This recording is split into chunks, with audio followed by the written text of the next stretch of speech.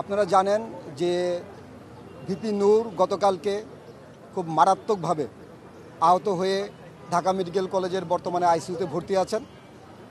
আসলে ভিপি নূরকে দেখার এটা আমি ব্যক্তিগতভাবে মনে করি যে এটা একটা দায়িত্ব, কারণ যেই জুলাই আন্দোলনে যে ভিপি নূর অ্যারেস্ট হয়েছিল সেখানে আমিও তার সহযোদ্ধা ছিলাম এবং আমার সাথে সে ডিবি অফিসে ছিল এবং নানানভাবে টর্চারিত হয়েছিল, অত্যাচারিত হয়েছিল। সেই জুলাই যোদ্ধা নূর যখন গতকালকে খুব মারাত্মকভাবে জখম হয় এবং তার যে জখম সেটি আপনারা জানেন কিনা আমি জানি না, তার দেখা গিয়েছে যে তার নেজাল ফ্র্যাকচার এবং তার হেড ইঞ্জুরি আছে এবং গতকালকে তার হেড ইঞ্জুরি সেটা নিউরোসার্জন তারা দেখেছেন যে ব্রেনে যে রক্তক্ষরণ সাবঅ্যারাকনয়েড স্পেসে তার যে ব্লাড জমা হয়েছে সেটি দেখেই তারা কিন্তু তাৎক্ষণিক এই ঢাকা মেডিকেল কলেজের আইসিইউতে ভর্তির জন্য অ্যাডভাইস করেন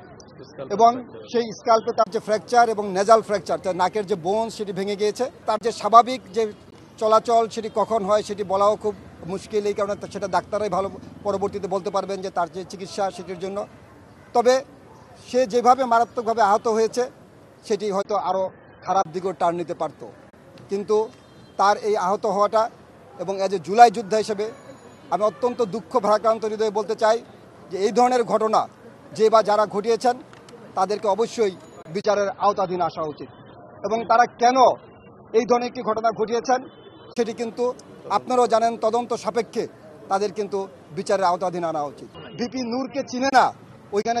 যারা ওইখানে দায়িত্বে ছিলেন তারা সকলেই ভিপি নূরকে চিনেন এবং ভিপি নূরের সাথে ভিপি নূরের ওয়াইফের সাথে আমার কথা হয়েছে,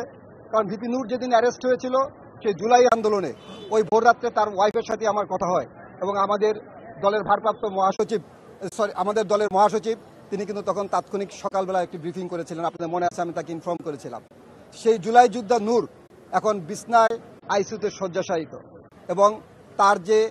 তার ওয়াইফ আপনাদের মাধ্যমে দেশবাসীর কাছে দোয়া চেয়েছেন এবং তিনি আশা করছেন এবং ডাক্তারও আমি বলে এসেছি যে যতটুকু পারেন যে তাকে সর্বোচ্চটুকু তার জন্য চিকিৎসার ব্যবস্থা করা হয়।